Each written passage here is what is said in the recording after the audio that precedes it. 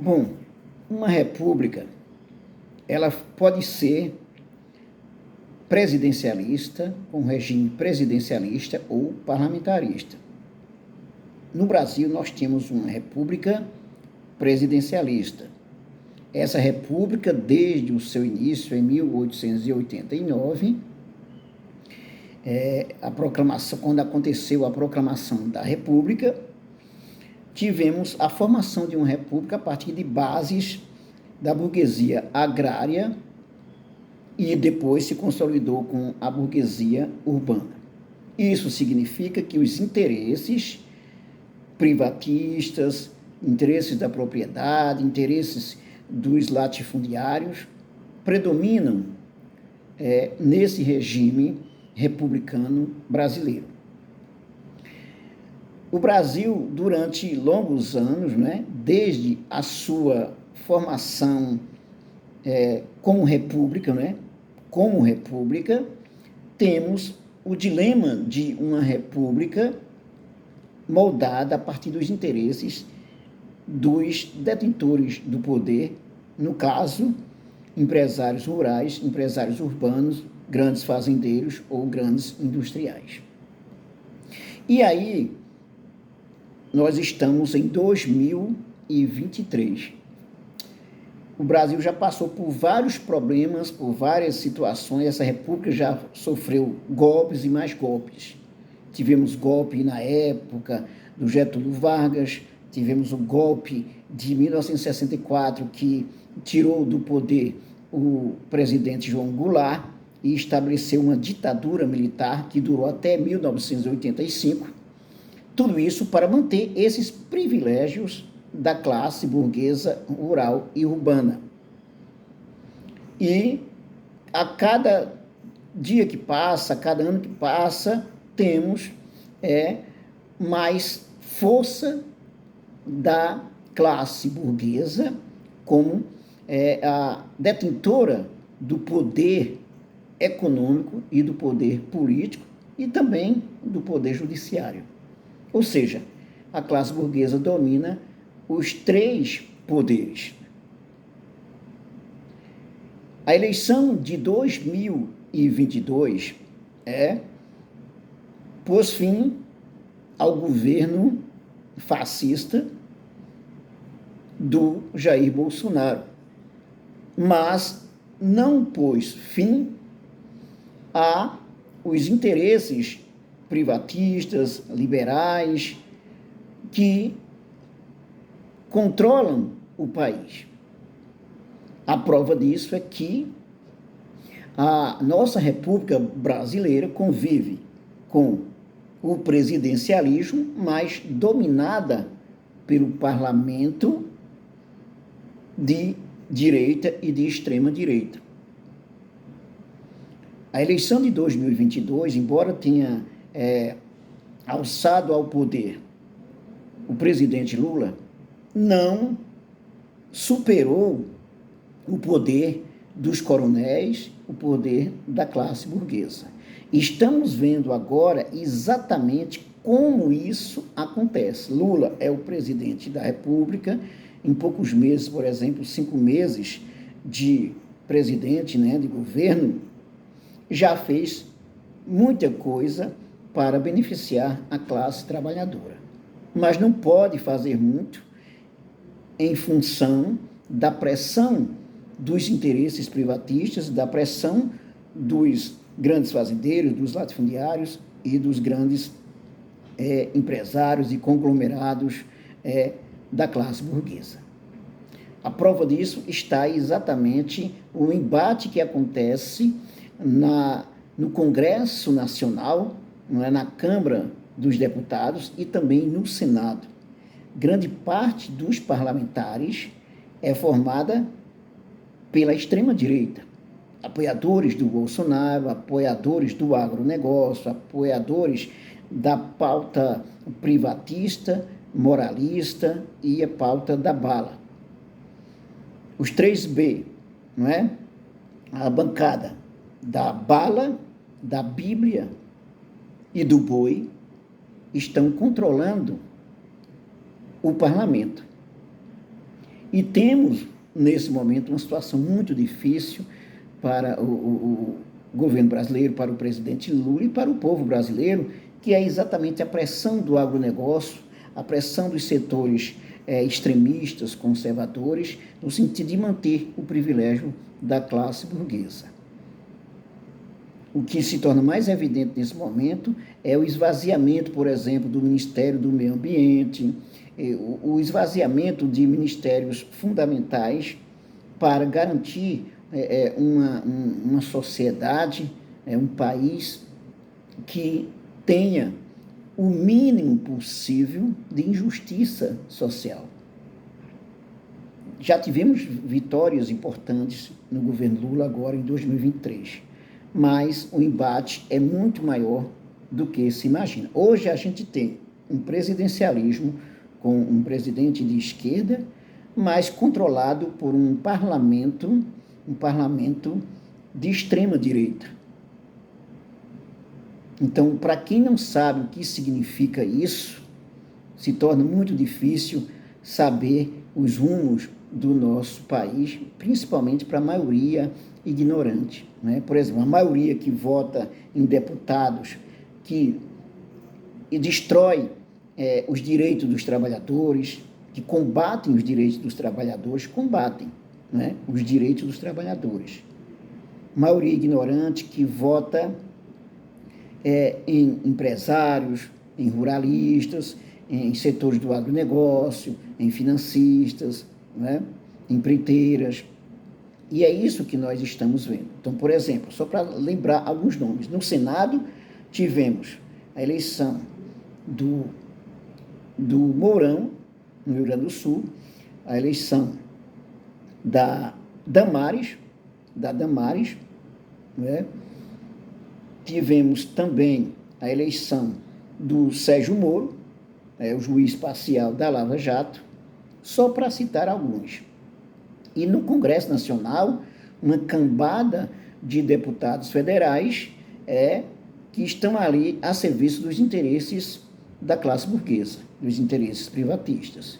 O Dallagnol agora perdeu o mandato em função de irregularidades que o TSE verificou. Né? Mas isso não quer dizer muita coisa, porque temos uma cambada de deputados eleitos pelo povo, infelizmente, que combatem, que atuam contra os interesses da classe trabalhadora. E aí, favorável aos interesses do agronegócio, da destruição ambiental, né, baseada em pauta moral, né, em pauta moralista, religiosa, enquanto isso vai passando a boiada no sentido de manter um regime republicano favorável aos interesses da classe burguesa. E quando eu digo favorável aos interesses da classe burguesa, eu estou dizendo que beneficia apenas os donos dos meios de produção, tanto do meio rural quanto do meio urbano, e enquanto isso, a classe trabalhadora sofre muitas derrotas, né? Duras derrotas. A Tereza Cruvinel escreveu um artigo, está em curso um terceiro turno contra Lula, né? Que que regime político é este, que não é parlamentarismo e nem presidencialismo? Porque, por exemplo, nós temos o Centrão, que controla o governo, né? Por exemplo, apoia o presidente Lula, mas, contanto que os interesses do agronegócio, dos ruralistas, da bancada da Bíblia, da bancada da bala, se mantenha. E aí você vai ter prejuízo, né? Quer dizer, temos prejuízos para a sociedade como um todo. Então,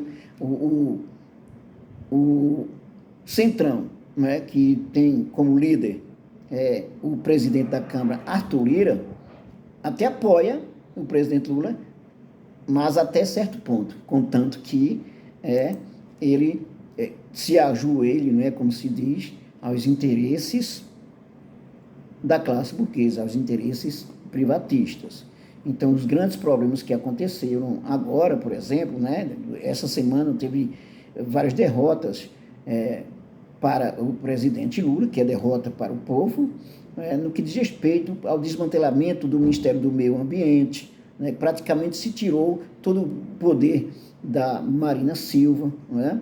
Então, temos problemas seríssimos em relação a isso. Então, ela diz, essa foi a semana em que as forças de direita, extrema-direita, derrotadas por Lula em 2022, partiram para a revanche, para um terceiro turno em que buscam encurralar o governo.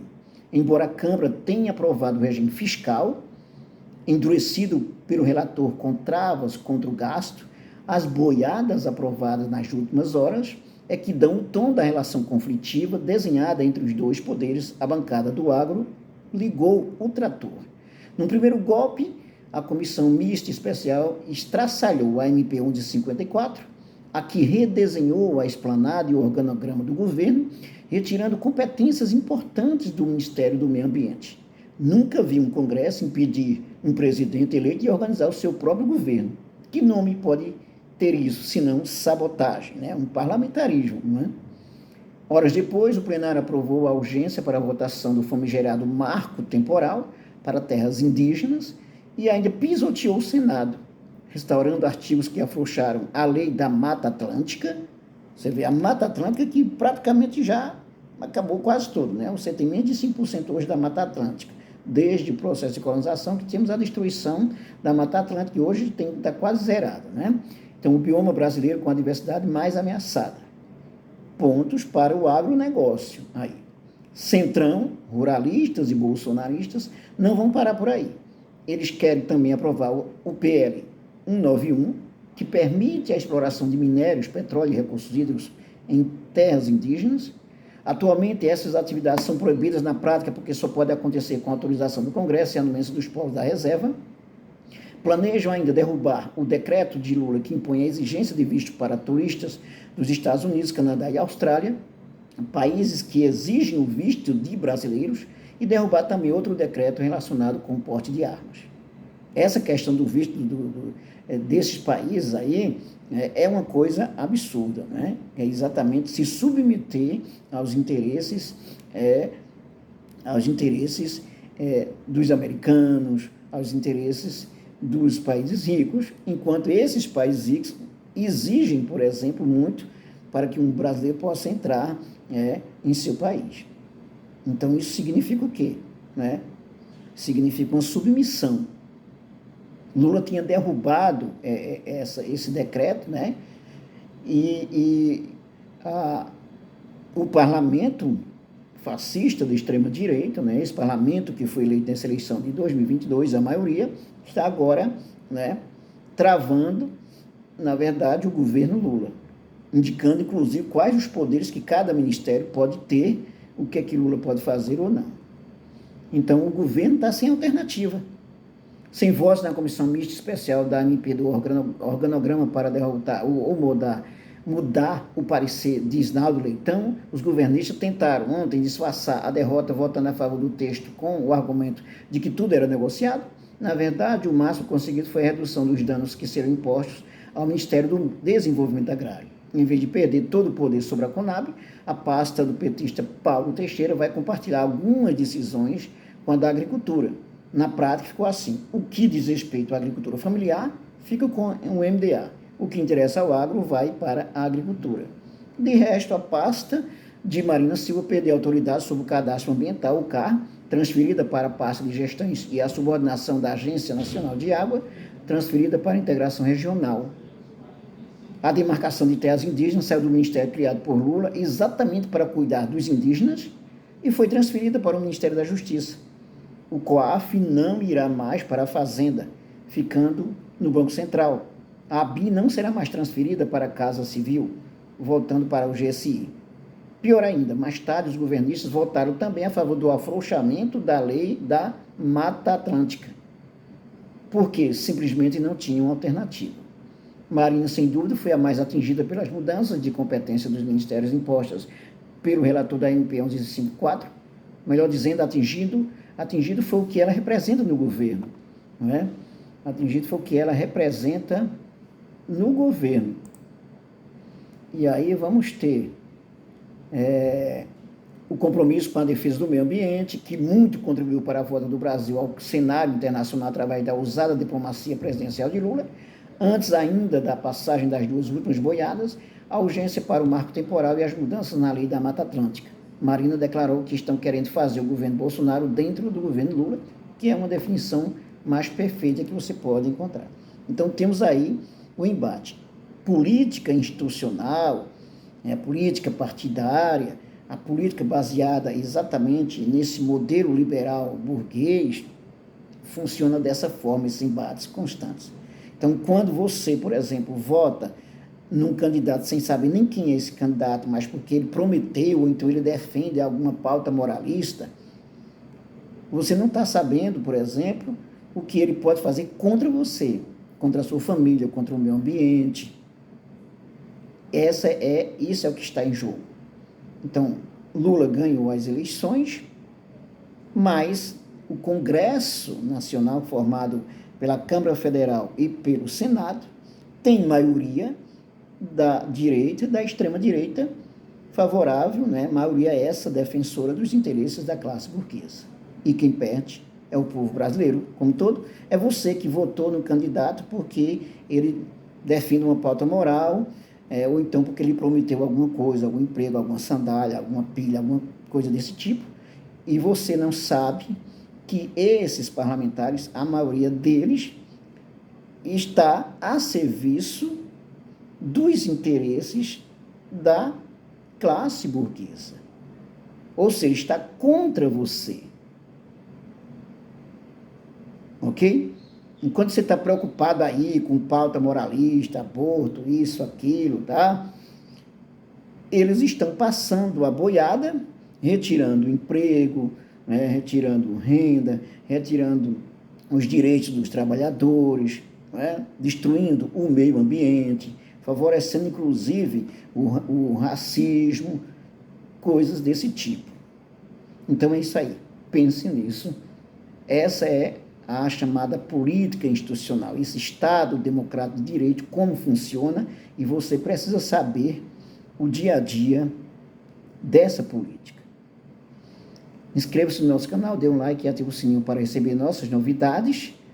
Compartilhe e divulgue o nosso canal, professornunes.jns, e até o nosso próximo vídeo.